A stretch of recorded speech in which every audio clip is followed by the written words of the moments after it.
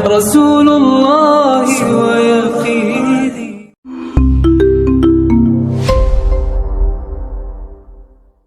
Kemudian yang berikutnya adalah Yahya bin Abi Katsir rahimahullah. Beliau wafat tahun 132 Hijriah. Beliau menyampaikan, jika engkau bertemu dengan pelaku bid'ah di jalan, maka ambillah jalan yang lain. Al-Bid'ah wan Nahyu anha, juz 1 halaman 98 99 nomor 124 dan juga yang lainnya. Jadi lihat, sampai di jalan aja kalau ia tahu bahwa ia pelaku bid'ah harus mencari jalan yang lain. Ini semuanya dilakukan para ulama guna untuk menjaga hatinya jangan sampai terkena bid'ah, syubhat bid'ah itu. Kemudian Abu Kilabah Ar-Raqashi rahimahumullah, beliau menyampaikan yang tidak kalah pentingnya untuk kita ketahui. Apakah itu? Bahwa jangan duduk bersama mereka dan jangan bergaul dengan mereka, sebab aku khawatir mereka menjerumuskanmu ke dalam kesesatan dan mengaburkan padamu banyak hal apa-apa yang telah kalian ketahui. Jadi beliau menyampaikan bahwa kekhawatiran kalau kita terus berduduk-duduk dan bergaul dengan ahlul ahwa wal bidah akan memberikan dampak yang sangat panjang, terjerumusnya ke dalam kesesatan. Masya Allah. Bahkan beliau mengatakan takut kalau bisa mengaburkan sesuatu yang sudah benar menjadi syak, ragu-ragu. Lihat contoh sholat 5 waktu, yakin ini kewajiban? Jelas kewajiban. Bagi laki-laki sholat di masjid hukumnya wajib. Nanti kalau kita bergaul dengan ahlul ahwa wal bidah tidak wajib lagi. Apa? Oh, ini kan fardu kifayah. Ya kan? Gitu. Ini kan fardu kifayah. Sudah ada yang melakukannya, berarti sudah kita enggak dosa lagi. Awalnya gitu. Nanti setelah enggak salat di masjid, salat di rumah, pergi lagi mau sholat di awal waktu, nanti aja, waktu kan panjang. Terus akhirnya waktunya awalnya di awal waktu, sekarang sudah di tengah dan di akhir. Kemudian terus berlanjut, gimana? Sholat nanti bisa dijamak. Terus akhirnya enggak sholat, ini yang berbahaya. Mereka enggak mengatakan jangan enggak sholat, enggak, jangan.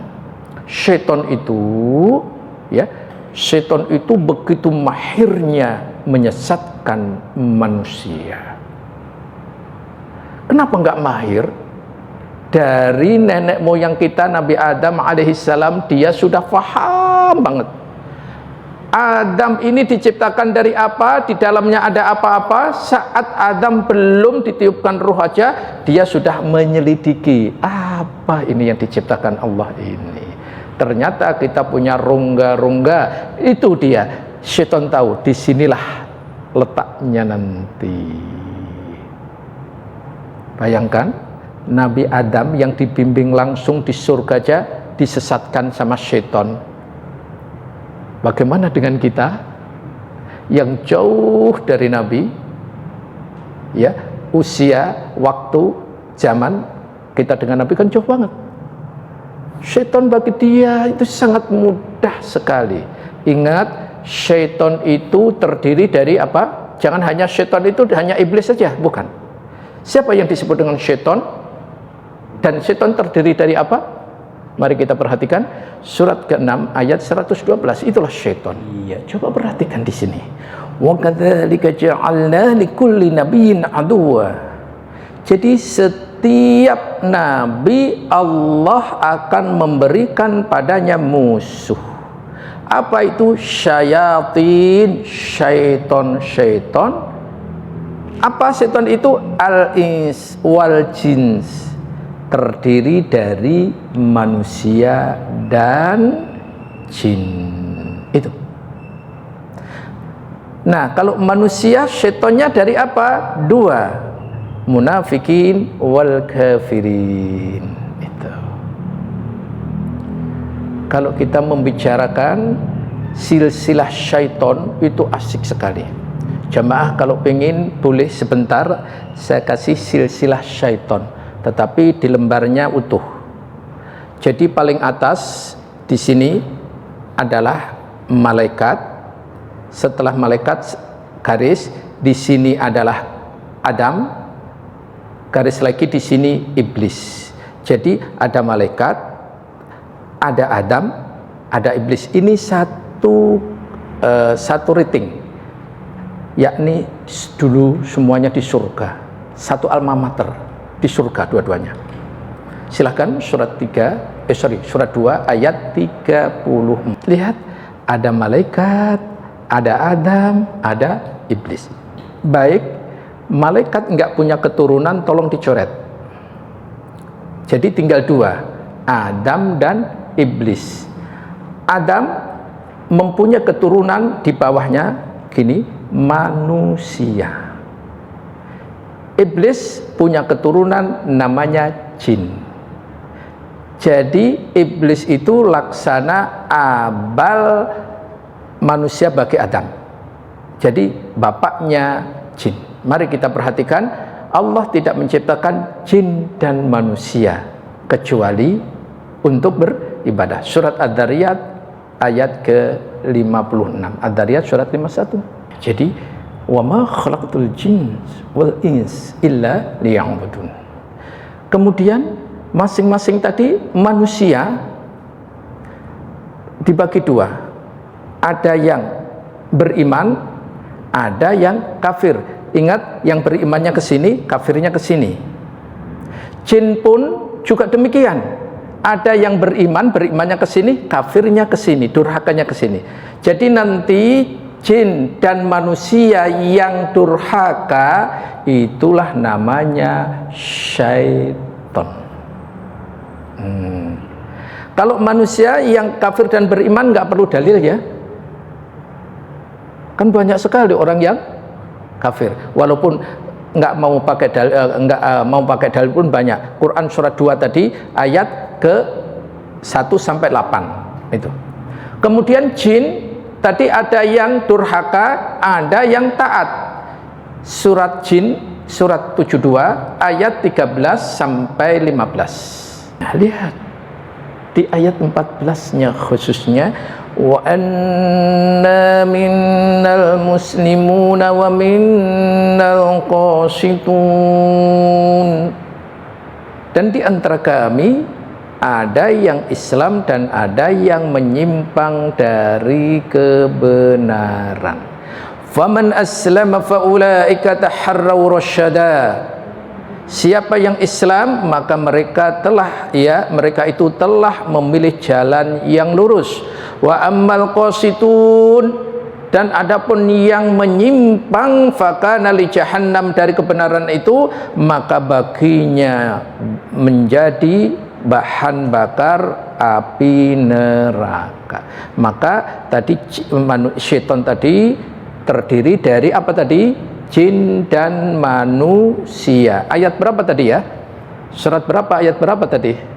Bahwa syaitan itu terdiri dari jin dan manusia. Surat 6 ayat ke 112. Bahkan jamaah pasti hafal semua, yakni Quran surat ke 114 ya, ayat 4 dan 5. Surat 114 surat apa? An-Nas. Saya nggak menyampaikan An-Nas. Kalau An-Nas, oh An-Nas itu. Tapi kalau disebutkan nomor suratnya kan kesannya gimana gitu. Pasti dicatat Quran surat ini, padahal surat An-Nas itu. Alladzi yuwaswisu fi sudurin nas minal jinnati wan nas. Inilah silsilah syaitan.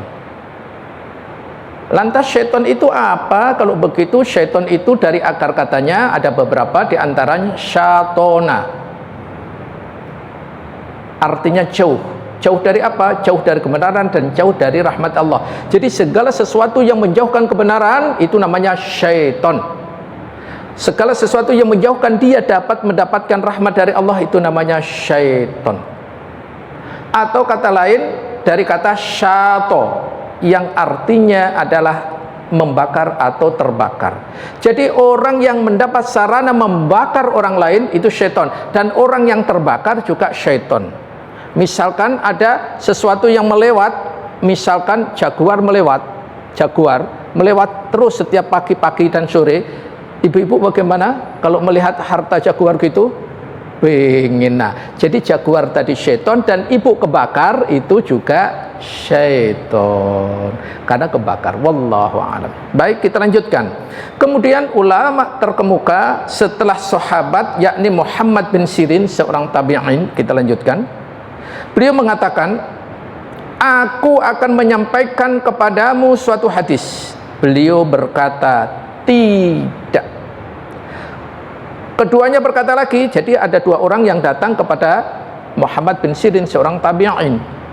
Maka ia mengatakan bahwa ia akan membacakan kepada Muhammad bin Sirin tentang kitabullah. Ia pun mengatakan, tidak. Kalian pergi dariku atau aku yang pergi dari kalian. Masya Allah. Ini contoh yang sangat jelas sekali. Kemudian satu lagi, sebetulnya banyak sekali, tetapi karena waktu yang terus berlanjut, Imam Al-Barbahari rahimahumullah, ia mengatakan, jika engkau melihat suatu kebid'ahan pada seseorang, jauhilah ia, sebab yang ia sembunyikan darimu lebih banyak dari apa yang diperlihatkan darimu. Ini syarah sunnah nomor 148 oleh Al-Imam Al-Barbahari. Inilah peringatan-peringatan, sebetulnya masih sangat banyak sekali berkaitan dengan peringatan oleh para ulama salaf berkaitan dengan kewajiban kita menjauhi ahlul bid'ah wal ahwa itu. Namun satu lagi biar lebih jelas, siapa yang dimaksud dengan ahlul ahwa wal bid'ah yang wajib kita hindarkan. Di halaman 531, siapa itu? Bid'ahnya Rafidhah itu. Yang kedua, bid'ahnya Khawarij. Yang ketiga, bid'ahnya Jahmiyah. Yang keempat, bid'ahnya Qadariyah. Yang kelima, bid'ahnya Murji'ah. Yang keenam, bid'ahnya Karramiyah. Yang ketujuh, bid'ahnya Mu'tazilah. Inilah yang dimaksud penulis kewajiban kita menjauhi dan tidak menuntut ilmu bersama ahlul bid'ah wal ahwa itu tadi. Jadi kalau orang itu betul-betul sudah ketahuan bahwa ia Khawarij, ya jangan berguru dengannya. Seperti apa? Rafidhah, Khawarij, Murji'ah, Jahmiyah. Insyaallah nanti ketika kita menyampaikan firqah akan disampaikan dengan jelas ciri-ciri mereka semuanya. Wallahu a'lam bishawab. Kemudian poin berikutnya D, kerusakan yang ditimbulkan akibat ikut bermajlis dan bergaul dengan ahlul bid'ah. Pertama, orang yang duduk dengan mereka dalam keadaan posisi yang sangat berbahaya yang besar. Jadi posisinya kalau ia akan mendapatkan bahaya dalam keadaan bahaya yang sangat besar. Kenapa? Karena pelan-pelan akan dimasuki yang namanya subhat. Orang itu kalau duduk dalam majelisnya enggak akan berani dan bisa membantah. Jarang sekali mereka-mereka yang disebut dengan ahlul bid'ah tadi, yang disebutkan tadi, itu ketika dalam majelis dibuka sesi tanya jawab atau pertanyaan-pertanyaan, jarang sekali. Itu. Seandainya dibuka majelisnya itu, pertanyaan-pertanyaannya dia sudah menyiapkan jawaban yang sangat jelas. Itu. Maka berbahaya sekali kalau kita bermajlis kepada ahlul bid'ah wal ahwa yang disebutkan di atas.